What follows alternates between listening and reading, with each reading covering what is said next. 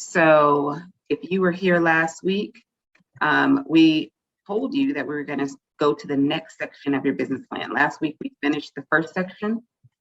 This week, we are going into the next section. I see you, Jamel. Welcome to the Zoom room. All right. So next, you're going to sketch out a quick overview of your company.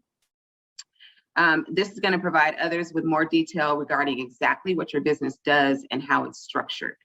So just like in the executive summary, this section should be relatively short.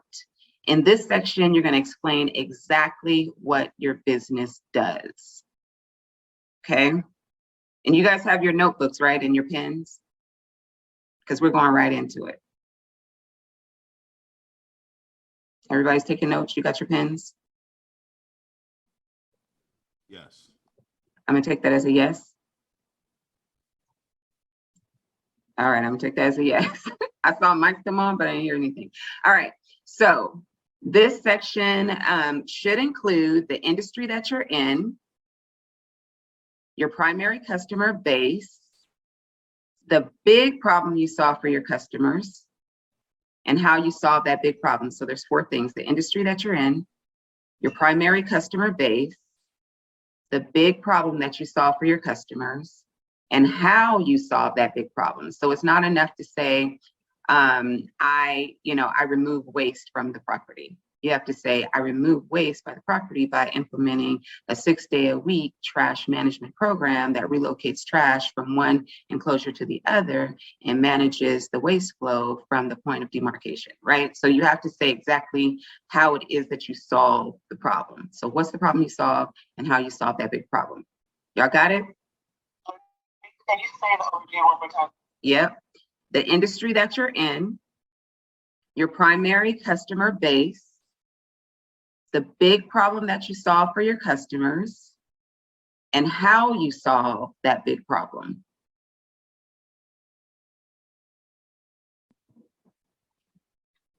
Okay. So essentially, you're explaining the reason for your business's existence. You're identifying a specific customer need in a very, very specific market, and then you're clarifying exactly how you will meet that need. So I said certain words in there I want you guys to pick up. You're identifying a customer need in a specific market and then clarifying exactly how you'll meet that need. So you're identifying, that's the first word. A specific, that's the second word, a specific customer need in a specific market. Identifying specific customer need in a specific market, and then you're clarifying exactly how you'll meet that need. So clarifying is the next word. And it should be clear how your business will be different from the competition in the eyes of the customer, right? It shouldn't sound like everyone else. You have to know at this point what differentiates you from your competition. Okay, so your value proposition is what's next. So the overview section, it functions as your UVP, or your unique value proposition. All right, your UVP, unique value proposition. It clearly and very concisely explains the unique value that your business offers. Also, it should highlight any particular competitive advantages that you have, such as your expertise. Like, I've been in this industry for the last 15 years, right? Or physical location of your business. We're located right next to all the major hotels, or, something that is very specific that gives you a particular competitive advantage. You want to make sure that you highlight those things. I can say I've been in waste for 20 years. So before I started my company, I already was an expert in this field. Okay, so your UVP. All right, so you need to answer these questions. Who do you serve and how do you serve them? So if you're struggling with this section, that's what you need to answer. Who do you serve? Do you serve working moms, hiking enthusiasts, CEOs of Fortune 500 companies? As much as possible, try to clarify who your ideal customer is. How do you serve them? Do you offer a superior product, better services, lower prices, a better location? In other words, what do you offer that other companies don't, or that your competition don't offer? Something that your competition doesn't offer is what? So I'm going to let you guys answer that question. So I'll start with you, Fluffy. What is something that you offer that your competition does not? Okay, so for me,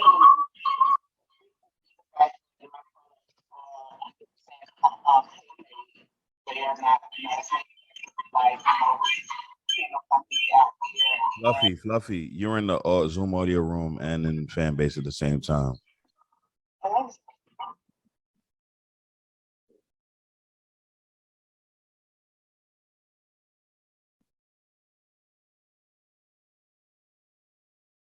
After you mute yourself in Zoom, you can come back to the mic in Fanbase.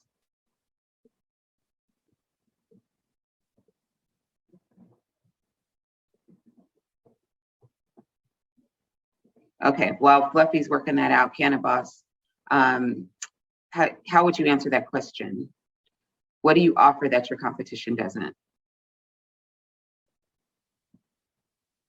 Oh, Cannabis, how would you answer that question? What do you offer that your competition does not? For me, that answer is I offer a combination of 7 years of experience with cannabis applications and cannabis-related businesses, helping to shape them with a combination of experience and legal acumen. Most attorneys will function on the legal side, helping with contracts and things of that nature, but won't touch things like business plans or actual marketing plans because they focus on the law. And a lot of people who are focusing just on the application and the preparation and the business side of things don't know the law. So I bring to the table, as do all of the account managers that work for me. Perfect example, perfect. Okay, Jamia, your turn.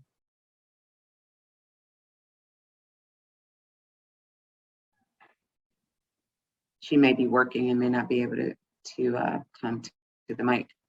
Nina, what do you offer that your competition doesn't offer? We offer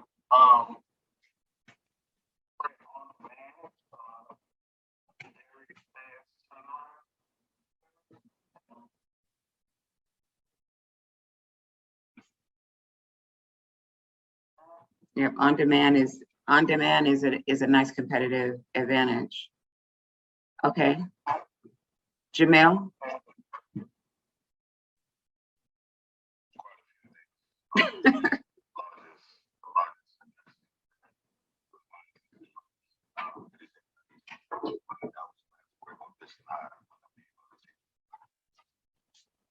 Okay, I can't hear you very well. You're very low. Your mic is low.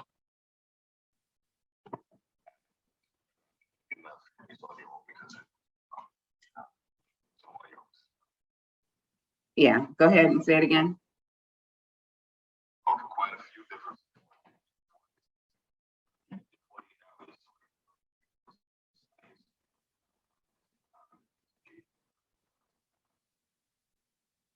Okay, that's a big advantage. That's huge. All right, Hayes.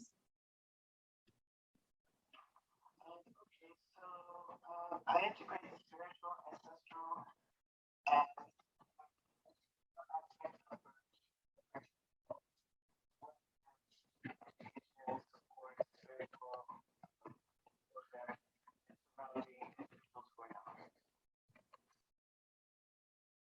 Awesome.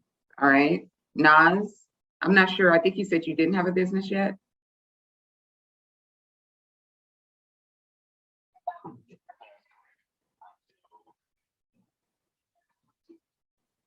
Okay, all right. Sounds good. All right. Hey, viewer cards, come on up to the stage. This is a good question for you to be able to answer. So the question is, what is your unique value proposition that you offer? What do you offer that your competition does not?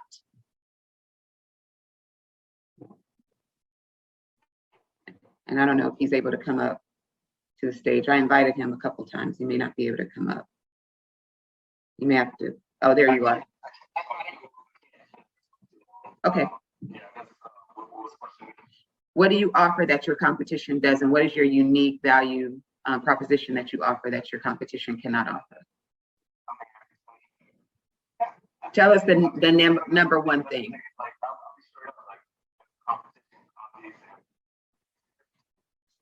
do the two, essentially, they're the, offer technology that's reachable, buy your car, investing in products, and we'll always see, new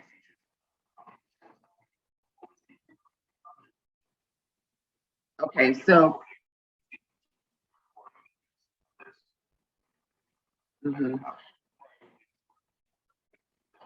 Okay, so when you're writing it in your business plan, or when you wrote it in your business plan, how did you position that?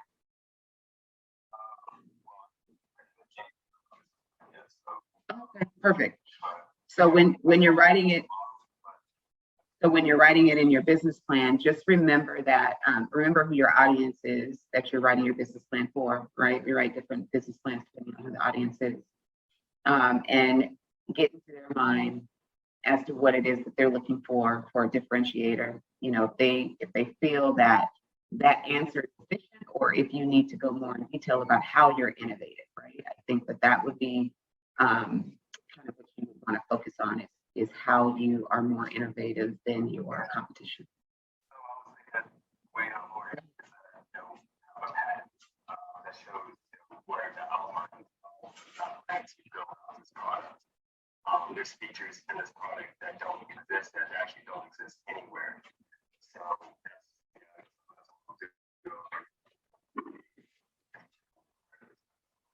Okay, fantastic. All right, y'all. So next slide. If you're in the Zoom room, we are showing the slides in the Zoom room. So ultimately, your business exists to solve a particular problem. So avoid overcomplicating things.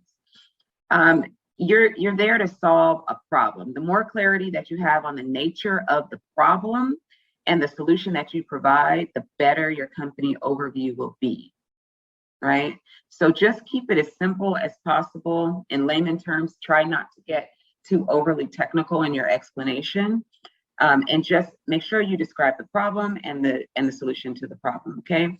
The next part of your business plan is your market analysis. Now, this is the fun part. This is the part that I love. I have my first degree is in marketing, and I have loved marketing my whole life.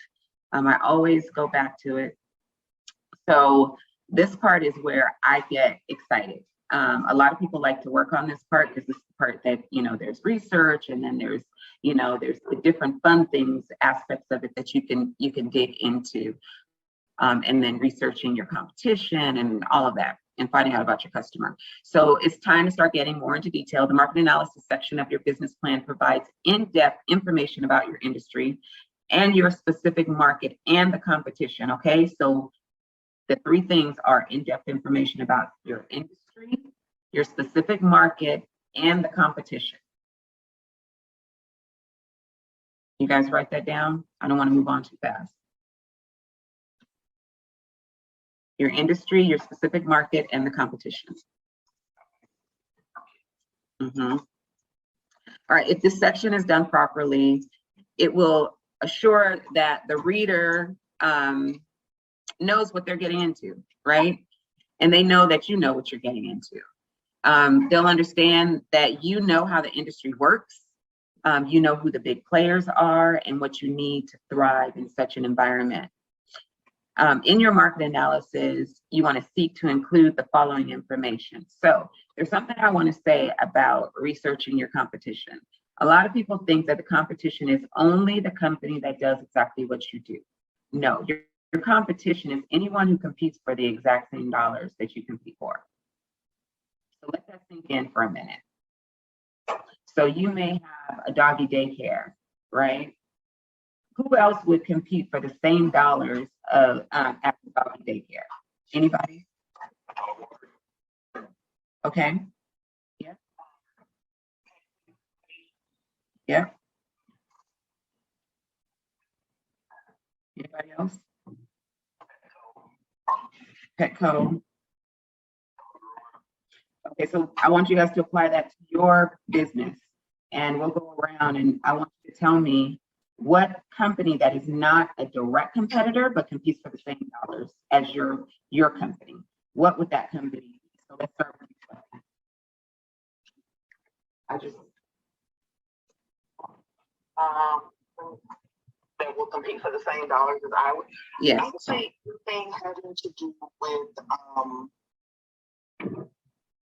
cleaning or home care, anything that's to do with home. Like, you know, those types of things. Okay, what about home decor?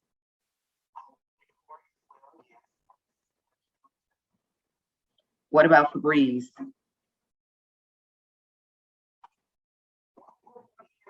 The same, we have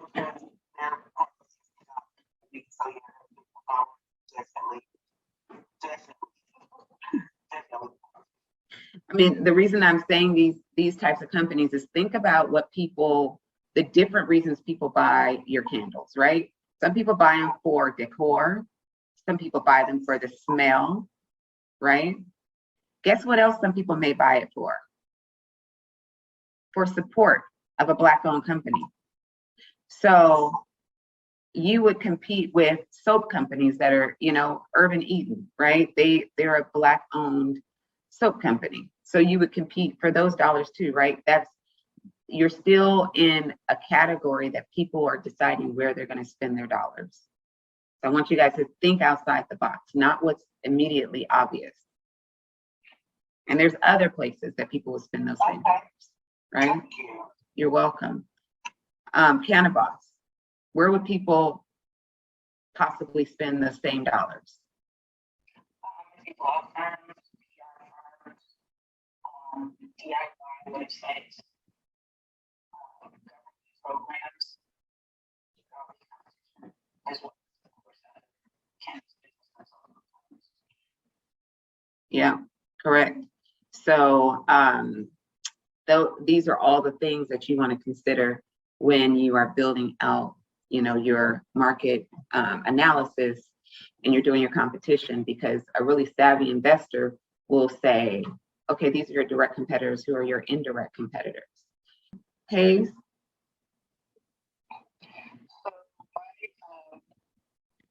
It's really anyone who is a doula, a midwife, a life coach, a healer. The thing is with me is I integrate all of them together. I'm not doing one or another.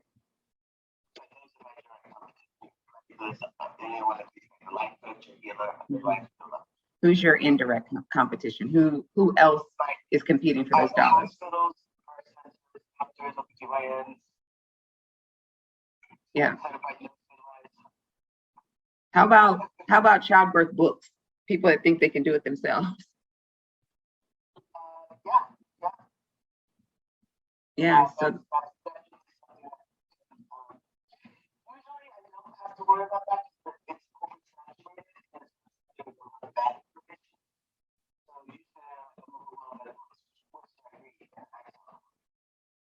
Yeah, but if you put that in your business plan, it'll be really apparent that you've really done your research, right?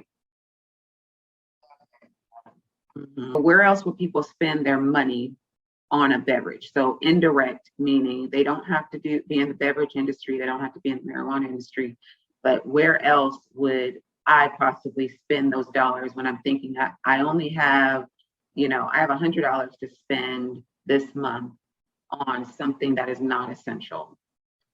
So I could buy 605, or I could spend this money on, you're still thinking alcohol. Think outside of the box. You're still thinking beverages. So let me give you an example. So I could spend my money on 605 because it's a beverage, and you know, I want to spend some money on something that I find, you know, kind of exhilarating and relaxing. But you know what? I think I might go spend my money at the spa instead, right? Or I might go spend my money, and that's a drastic example, but I want you to think outside of your industry where people might spend those same dollars, that same $100, where might I spend it? I might, if I'm at a festival, I may not buy 605, I might buy food instead, right? Because I only have this much money to spend. I would say that the issue that I see most in this section is people not really understanding this concept of people don't have to spend money in your specific industry to still spend money that they would normally spend somewhere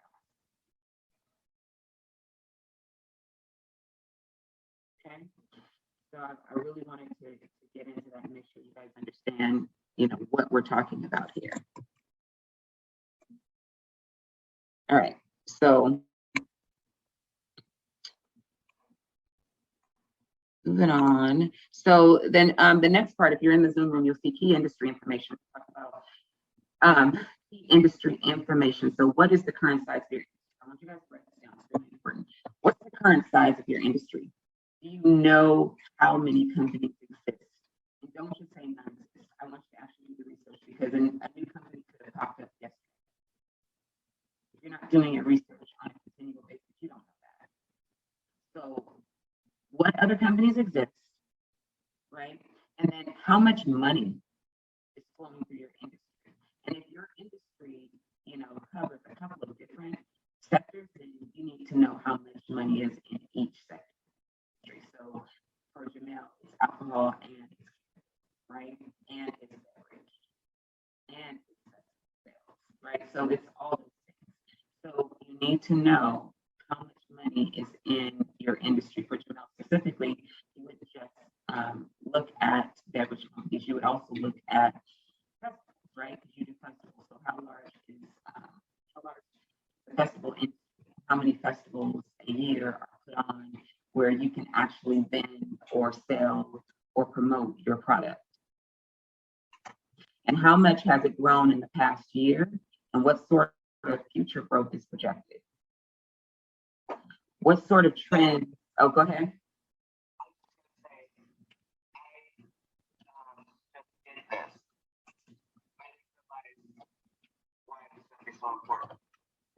Amen. I'm glad to hear that.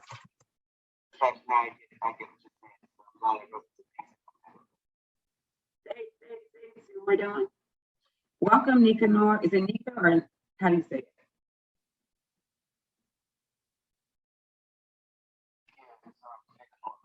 Nika Nor. Welcome.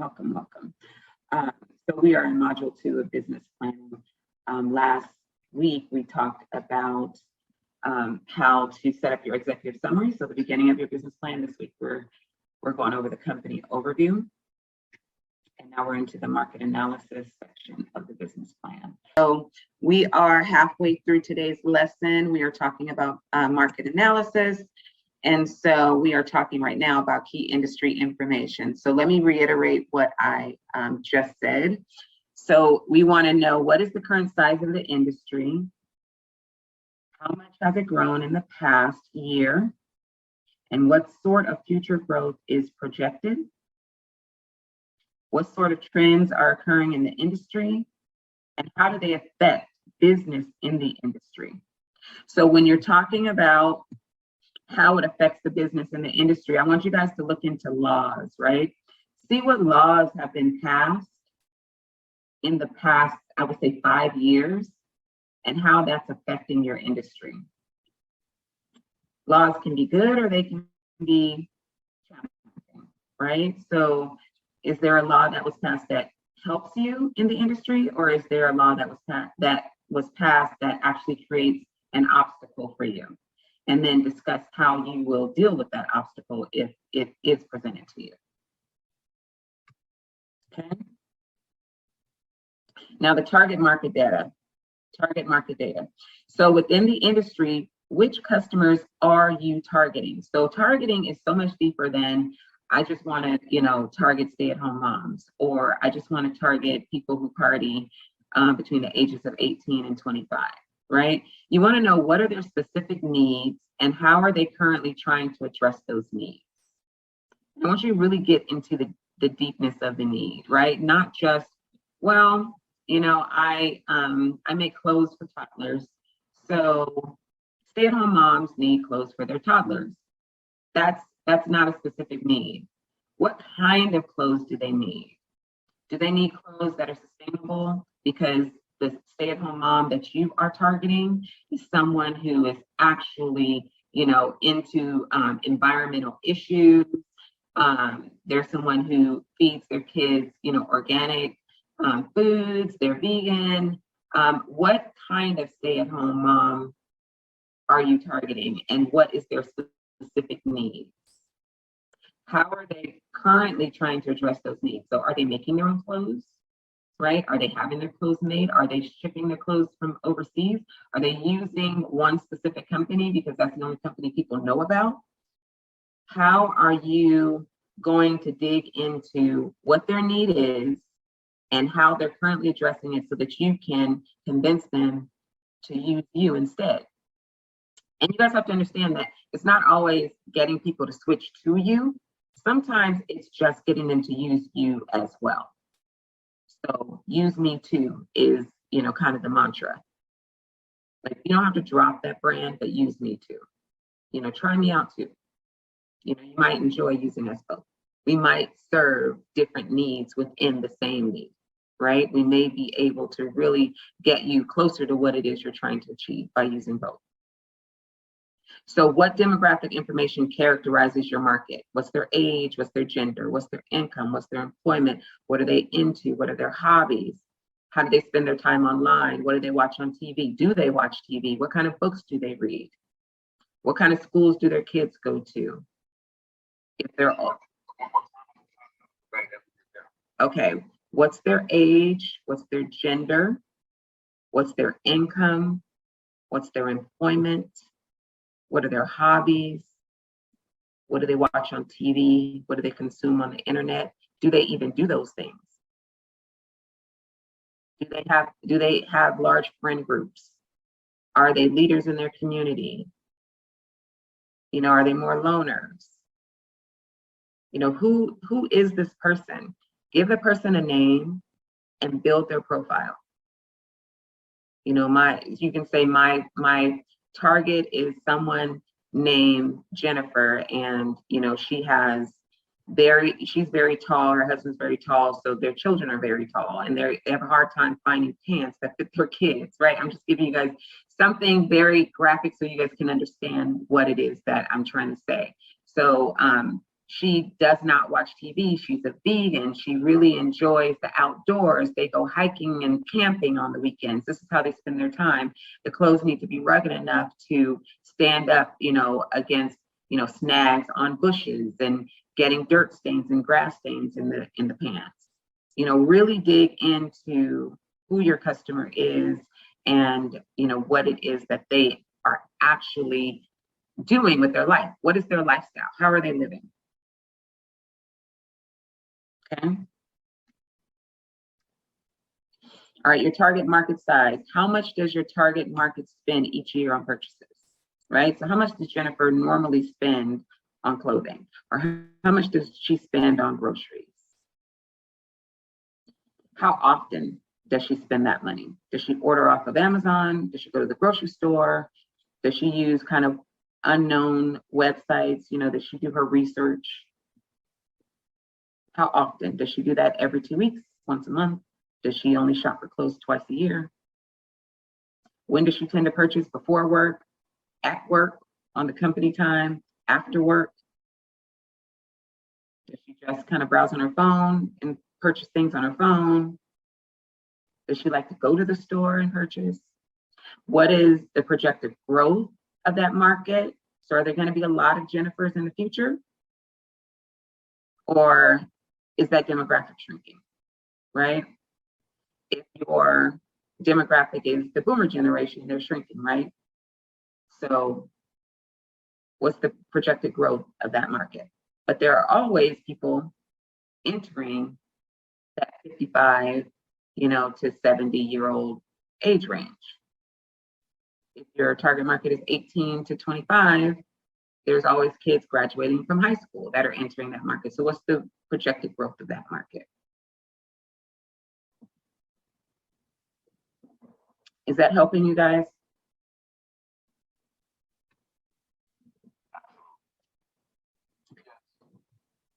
Awesome. Okay, so market share potential. Market share potential, write this down.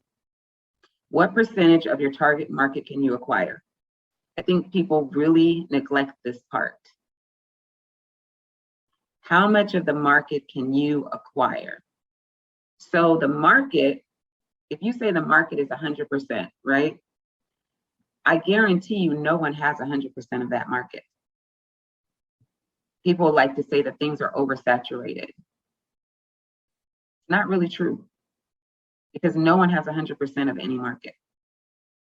There's always people that are in that target market that aren't using anyone's product. So how many people can you convert into the market? So say only 80%, and that's what, people would say that 80% of the market is, completely saturated if 80% of the people are using a product. But out of those 80%, can you get 10% of that market? How many companies make up that 80%? And then what's happening with the other 20%, and why have they not entered the market? How do you get them in there? So what percentage of your target market can you acquire? Can you acquire that 20%, or do you need to get people that are already using it to switch over to you? So that's your market share potential. That's number 4. So just to go back this section, this is your market analysis. The first part is your key industry information. Number 2 is your target market data. Number 3 is your target market size. Number 4 is your market share potential. Now there's a fifth section.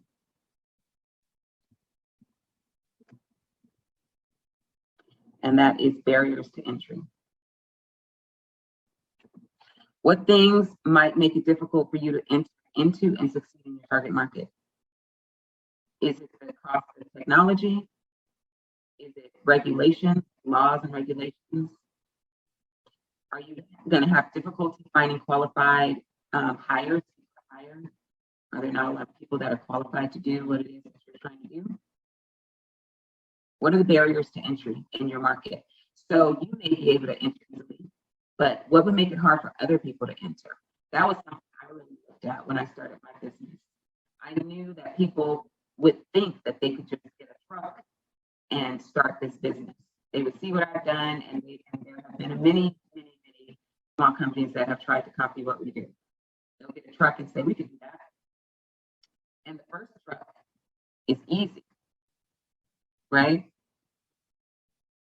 The first truck is easy. The second and third truck is what's hard. Scaling is difficult if you don't have the capital. So what are the barriers to enter your market? What are the barriers for you? Why would it be hard for someone else to enter the market? And how are you overcoming those barriers to entry? And last but not least, we talked about competitors earlier. Who are the top competitors within your market? What is their current market share? What are their key strengths and weaknesses? How might they make it difficult for you to succeed? Do they have lobbyists that can block you from entering the industry? You got to really think about, what kind of influence your competitors have that have been around longer than you. And how do you get around that? So what are the top competitors in your target market? What's the current market share? What are their key strengths and weaknesses? And how might they make it difficult for you to succeed?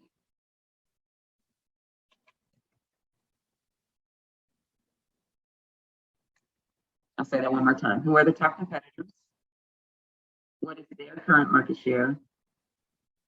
What are their key strengths and weaknesses? And how might they make it difficult for you to succeed? How can they get in your way? So we're at the end of our class. So the homework for this week is to research the hell out of your top competitor. I want you guys to come back next week with a full competitive analysis. Okay. A full competitive analysis based on what we talked about today on your top competitor. And you can spend time after that on your own, working through your market analysis, the whole thing, putting it into your business plan. You have the steps now, but I want you guys to come back next week with information about your target, your top competitor. So the questions you're going to answer is their name, their current market share, their key strengths and weaknesses, and how they might make it difficult for you to succeed. Yeah.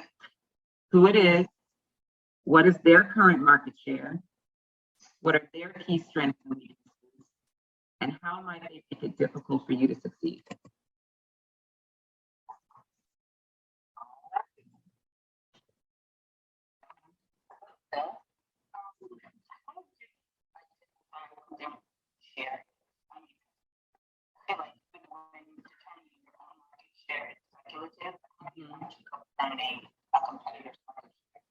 So depending on your market is kind of new. So you're going to have to do a lot more digging than someone who, than Jamel has to do for Maker's Mark, right? So first, you're going to break down what's available publicly. If they file anything publicly, you're going to dig into that. But you're going to compare that with what the total market is, right? So you'll look at what the total market is, and then you'll look at what their customer base is. Who uses them? Are large companies using them? Are small companies using them? So you may not have an exact number, but you can kind of guesstimate they have about 50% of the active users of this particular purpose or product, or they have 20%. Like it is speculative, but if you do some research, you can pretty much determine where they fit into the market. And I'm going to try to figure out how to write on the screen. I think I'm going to whiteboard now. There is a way that you position yourself. Okay, I'm going to do that next week. I just know where the thing is, and I don't want to mess what Jocelyn has. I'll do it next week.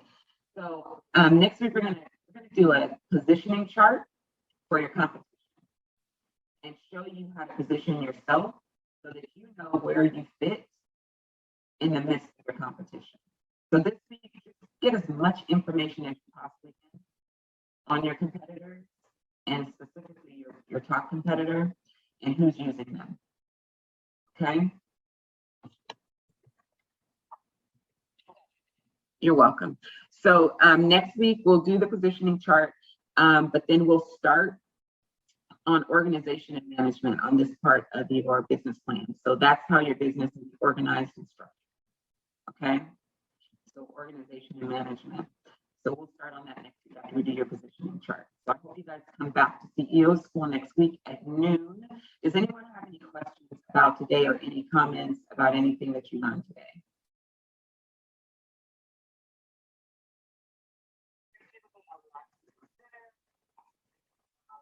That I never really, just been a Fantastic. That's why we're here. That's why we're here.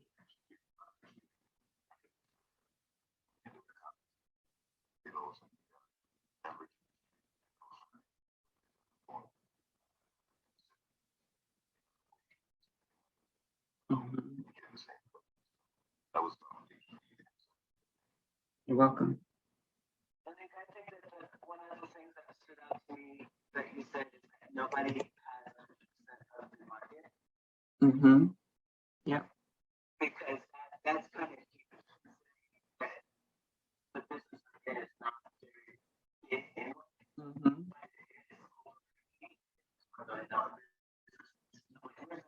Where's that money? Go get it. Somebody has it.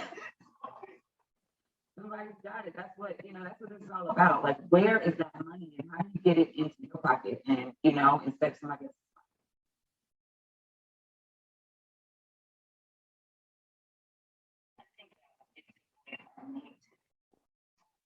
If we get back and what we did,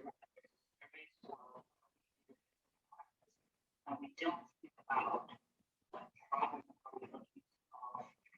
People like being not just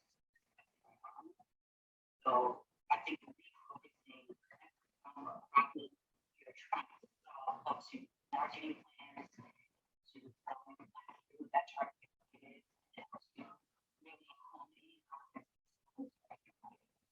rather than just and saying anybody comes what I want. Especially as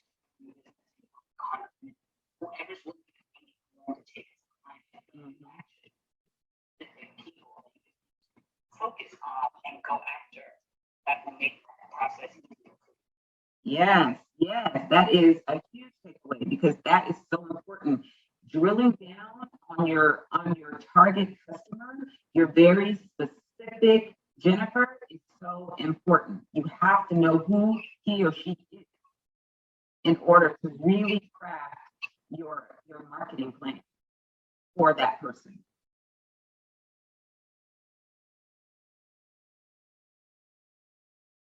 Thank you guys so much. Thank you for coming. Thank you for participating and for being part of CEO School. I'm always blessed whenever we do this. Thank you so much for, just being willing to grow and become the CEOs that are within you. I really do congratulate you guys for investing in yourselves.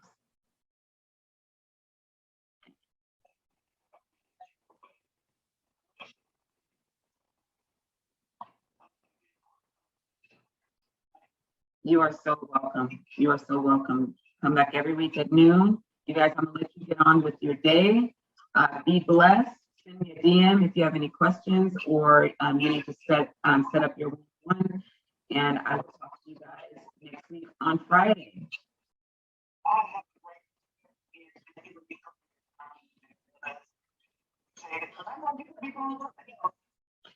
I can, but I'm happy to be here. I'd rather be with y'all than be doing the other things I have to do. So.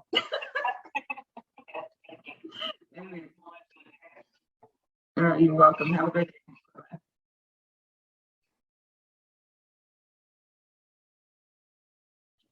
All right, y'all. In the Zoom room, thank you for being here as usual. I appreciate you so much. And yeah, keep on growing and building and thriving. I'm excited to see all the growth that I've seen so far. Like, all of you in here have made major strides since I met you 3 months ago. Some of it, I hope it's from CEO School, but a lot of it is just your own tenacity, and it's beautiful to see. So y'all have a good day.